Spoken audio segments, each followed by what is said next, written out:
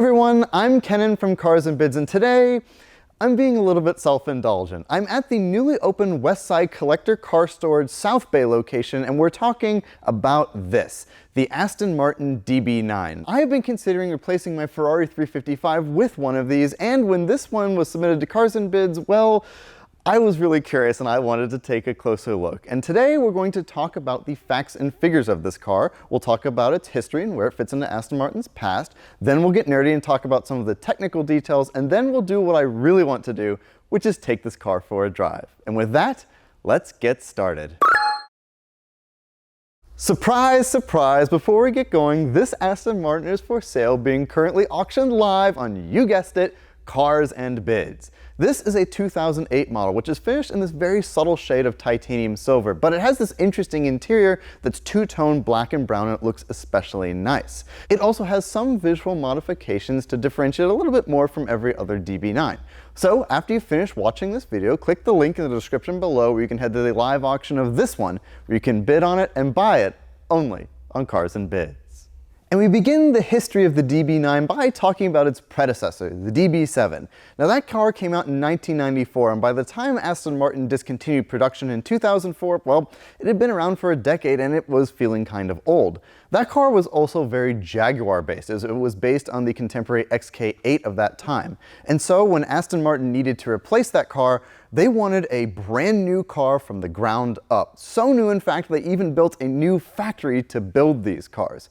And all of these changes, Aston Martin thought, well, this car can't just be called the DB8, that's insufficient for the number of changes we've made to this car. Instead, we're going to call it the DB9. And if we're going to talk about this car, well, we have to talk about its designers and its design overall. This car was designed by Ian Callum and Heinrich Fisker, and if those names sound familiar to you, well, that's no surprise. They both have an incredible portfolio of cars they've designed. Ian Callum designed other cars for Aston Martin, like the V8 Vantage. He also designed the Jaguar XKR, and Heinrich Fisker designed the BMW Z8 and the car that would bear his name, the Fisker Karma.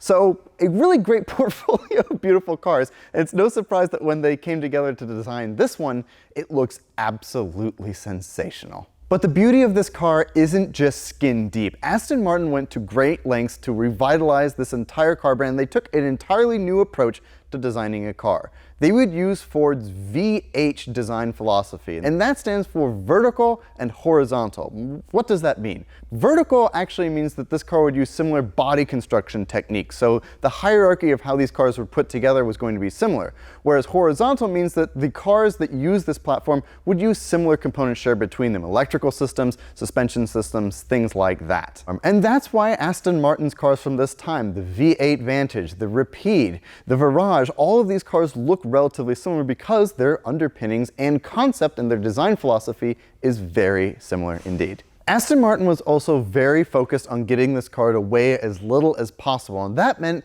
using a lot of aluminum. The monocoque chassis for this car uses bonded aluminum, but other parts of the car do as well.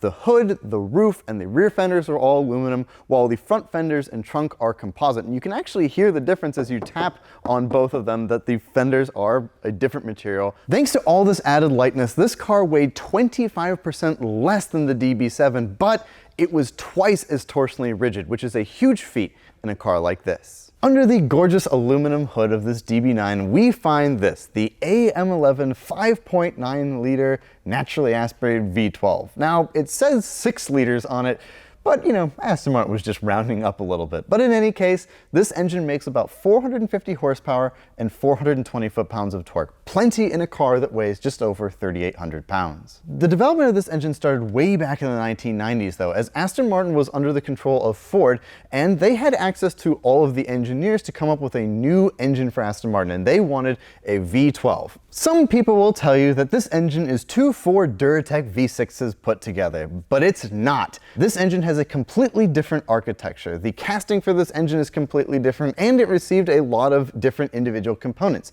such as upgraded main bearings, different cylinder liners, and a completely revised cylinder head.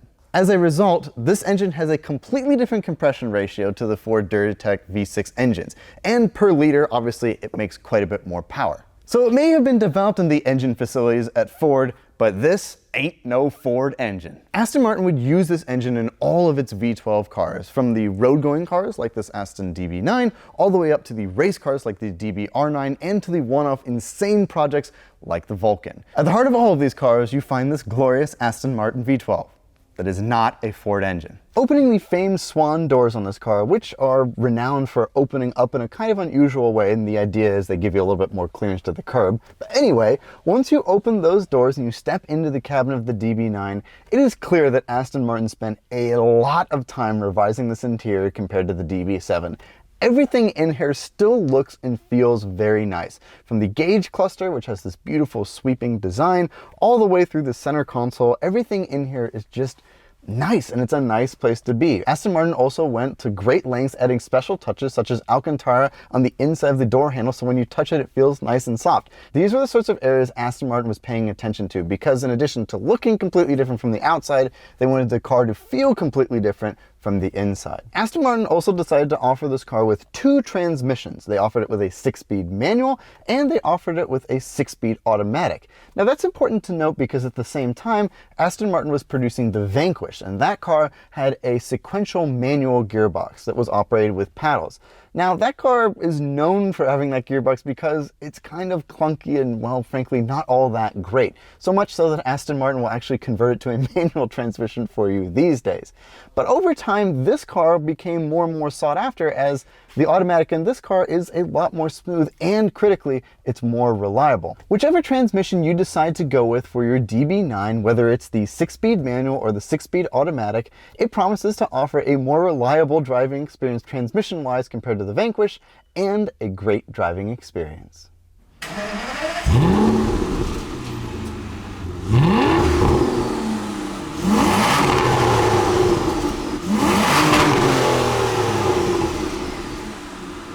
And it's time to drive the Aston Martin DB9. Now, as I mentioned, this review is a little bit self-serving, as I really want to drive one of these cars. I've never driven one of these. I've been fortunate enough that I have driven the Vanquish, which I really loved, but I've never gotten to drive a DB9, and I've been really considering these cars. I'd love a Vanquish, but I'm a little bit afraid of the maintenance, and coming out of the 355, I think I need some time to recover. So the DB9 is kind of one of those cars I'm thinking of.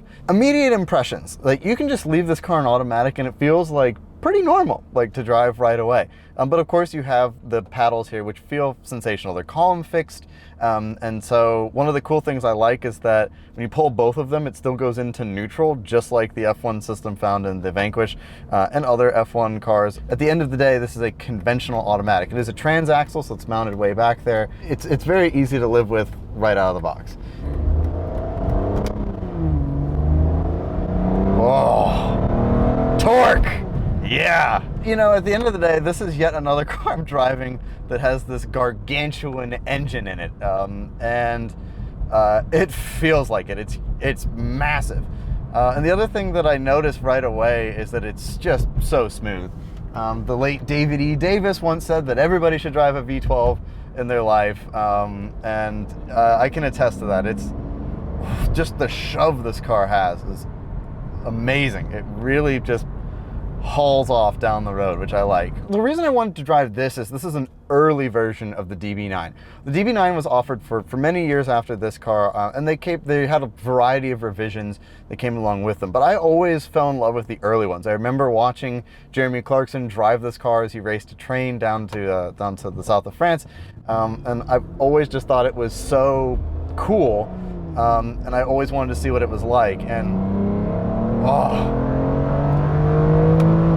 wow, this engine is awesome. Man, it really gets going.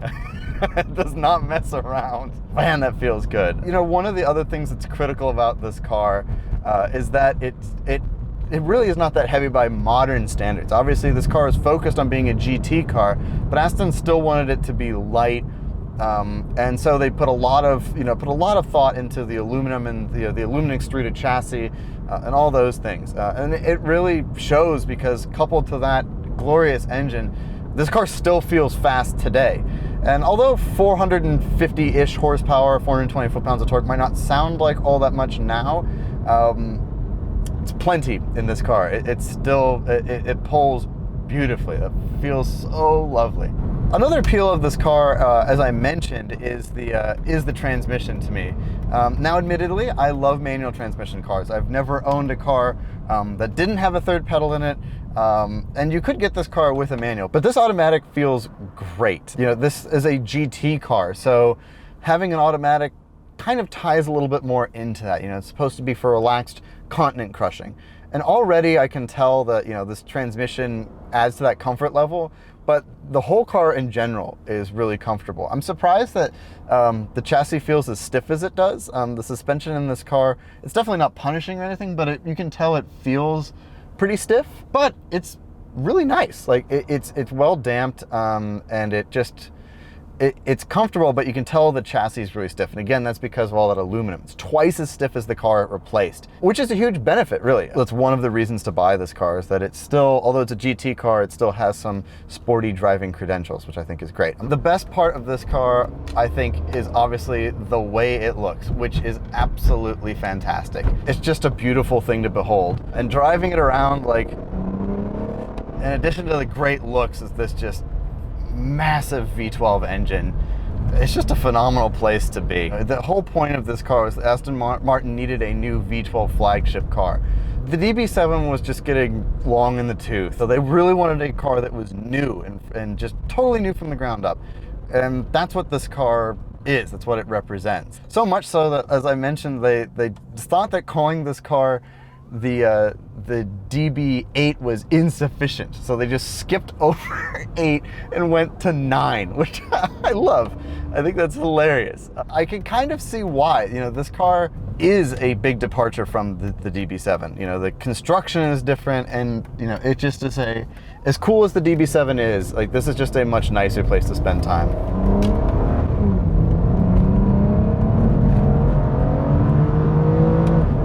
Wow. It's still fast. That is so impressive. Man, this engine is so lovely. The sound it makes, the smoothness of the power delivery, it's just got gobs of power, lots of torque, and it can just haul off down the road. And that's exactly what you want from your big V12 2+2 GT car.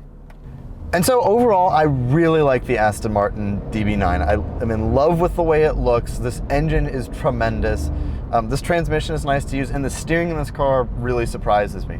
This is a car that can be used basically every single day. I think for me personally, if you like a big GT car, this is a very compelling option. It's fast, it's beautiful, it's relatively reliable compared to some other exotics, and it's certainly something that I would consider to replace my 355. And that is the Aston Martin DB9. This was a hugely important car for Aston Martin, as it marked the beginning of a new era. And this car was commercially successful for the company. And it's easy to see why. This car touts a gorgeous design, a huge naturally aspirated V12 engine, and it's nice to drive. And if you've been in the market for one of these, you can click the link in the description below where you can bid on this one, only on Cars and Bids. Thank you all so much for watching, and I will talk to you very soon. Goodbye.